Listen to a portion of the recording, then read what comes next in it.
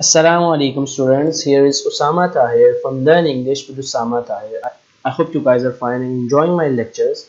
So don't forget to subscribe my YouTube channel for my upcoming videos because there will be a lot of videos waiting for you. So what are we going to learn today? Right, it's very sorry, wait a minute. Okay, what is the meaning of meaning? This is what we are going to learn. Okay, it seems interesting and it is interesting. We are going to learn, sorry, I have had bad cough and still having it. So what is the meaning of meaning?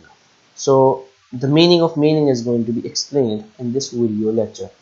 First of all, let's find out what is language for. What is the purpose of the language? Let's find out together.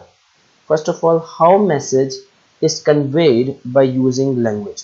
So what do you think the basic purpose of the language, guys? I mean, we have multiple languages around the globe. They are like unlimited, you can say, or a lot of languages all around the world. But what is the basic or the similar function they perform all together?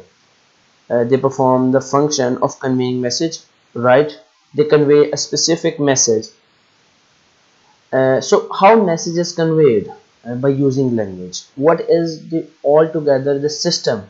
What is the overall system of the language that helps you to convey the message? Next one is why sometimes we associate a meaning to a word which is not in the dictionary. Most of the time we understand a word and its meaning which is not available or which cannot be found in the dictionary. It happens mostly for the non-native users that they don't understand a word, but the native speakers know the subtle meanings of that word that is associated with the society maybe, and they can't find it in the dictionary. So dictionary is not everything. So the meaning of the word is not only to be taught in the dictionary. You need to understand the context and the society and the social meaning of that word. So next one is how we associate meaning to the words. So what is the system to associate the meaning to the words? So words are just like the signs or the symbols, and these symbols have specific meanings or like they point something to you. So how we do that? Let's find out these three questions in this video lecture together. How we use, sorry, there's another question. How we use language as a tool to communicate meaning. So language is just like a tool. It's like an instrument through which you communicate and how you do it.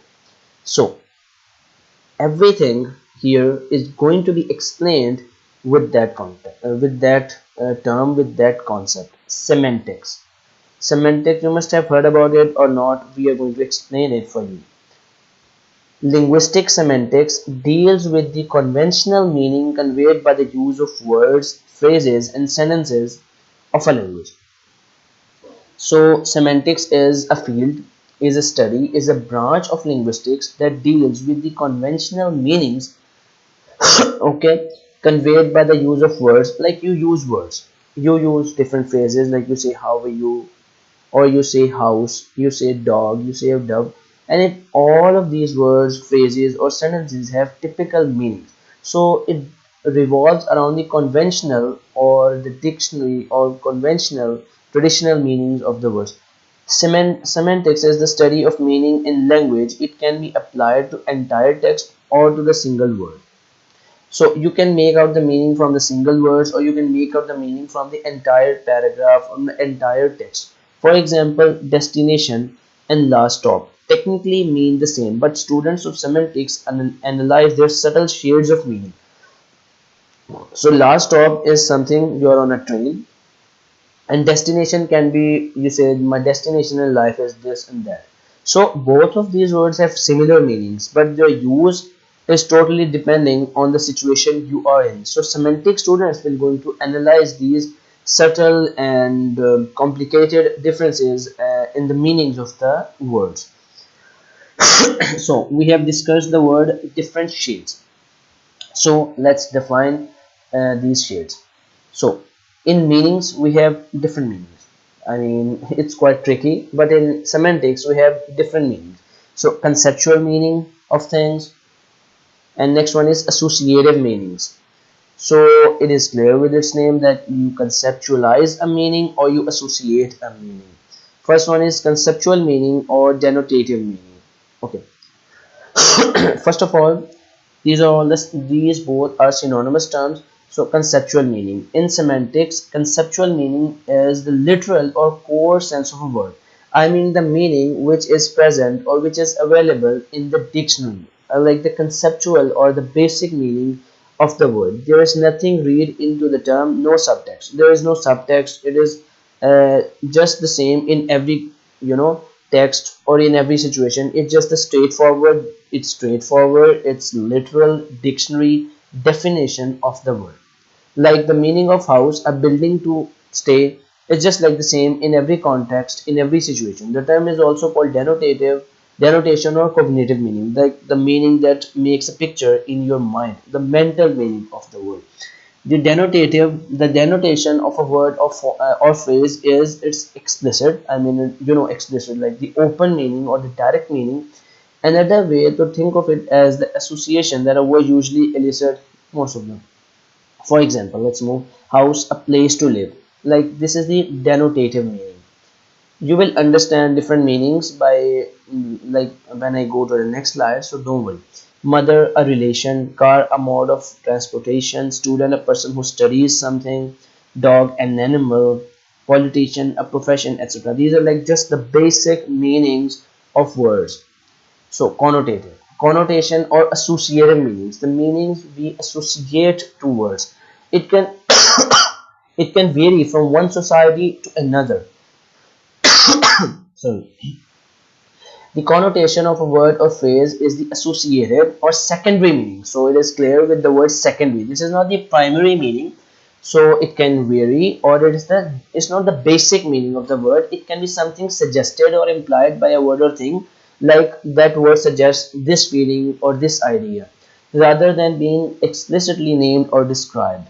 The connotation of the word depends on, as I have already described, on cultural context and personal association, but it depends on your personal associations as well. I mean, how you see a word, how you see a sign. But the denotation of a word is like its standardized meaning within the English language.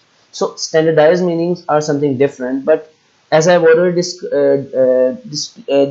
told you that native speakers would analyze the words differently than you. Why? Because they have background knowledge and they have personal belongingness with these words. So connotation refers to a meaning that is implied by a word apart from the thing which it describes explicitly.